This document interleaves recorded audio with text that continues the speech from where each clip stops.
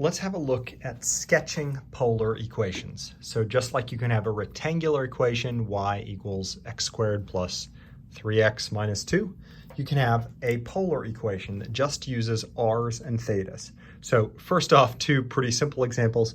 R equals 3. Well, that's an equation. You know, you have the rectangular equation y equals 4, that's a horizontal line. So why not r equals 3? What is that? Well, that is every single point, regardless of the angle, that has a radius of 3 from the origin. It's just that circle. Pretty simple equation. What about this? Sketch theta equals negative pi sixths. Well, negative pi sixths is, let's see, right there, right? Negative 30 degrees. You might have a radius of 1, 2, or any fraction thereof. You could also have r be negative. There's no rule against having r be negative. So this gives you a line. It's sort of like y equals mx, but it emphasizes that you know the angle the line is making with the horizontal line, right? Okay, well, the last example I want to do is a little less trivial. What if you have two variables, and so now we're going to have to do a table, right? So what happens if theta is 0? Well, if theta is 0, cosine of 0 is 1, so r is 2. So you could have that dot. Angle 0 out 2. What happens if theta is, and we did the last example in radians, so let's do this one in degrees. 30 degrees. Well, cosine of 30 degrees is what? Root 3 over 2 times that is root 3. So that's somehow coming out this line right about there. Root 3 is bigger than 1.5, right? What about, let's go ahead and do 45 degrees just for kicks and giggles. That's root 2 over 2. Cosine of root 45 degrees is root 2 over 2. Times 2 is just root 2. So out this, when the angle is 45, right?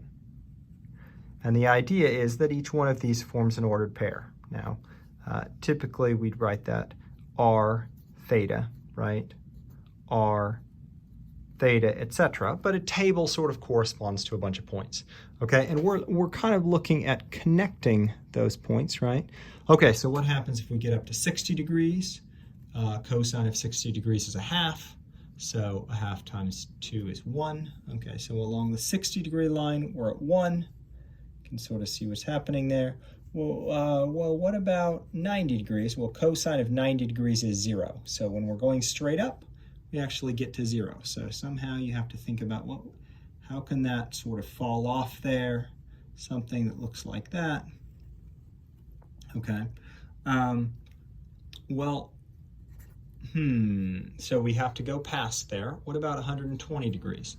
Cosine of 120 degrees, that's negative a half times 2 is negative 1. So now this is where it gets a little tricky. I have to look in the 120 degree line, but I have to go negative. So that actually lands me right down here. So it's sort of the mirror image of this, right? You're coming out that direction. Okay. What about cosine of 135? That's negative root 2 over 2 times 2 is negative root 2. So looking in the direction of 135, but we're going to go backwards. We're going to come this direction, root 2. That's about there, right? You can again see it's sort of the mirror image of there. Let's see. What do we typically do after that? We typically do 150, right? That's the one. Cosine of 150 is going to be negative root 3 over 2, so it's negative root 3. You look in the direction of 150, but you go backwards that distance. Let's see, so we'll pretend like that dot somewhere about there. And finally 180, right? 180 is facing this direction, but cosine of 180 is -1, so that comes out -2. So face that direction, walk backwards 2, and you get there. Can you see that just going 0 to 180 actually gives me, it turns out it's a circle. My points are a little ugly, but it turns out it's perfectly a circle. And actually, in the video where we talk about converting polar equations to rectangular equations, you can see why it's a circle. You could keep going, okay? You could just, for simplicity, let's say, let's go to 225. Okay, 225 is facing this direction, right? Facing that direction, well, it's going to be cosine of 225 is -√2/2, so this comes out to -√2. So face that direction, go backwards √2, and essentially you're going to trace this whole circle again, okay? So the circle actually gets traced out twice, 0 to 360.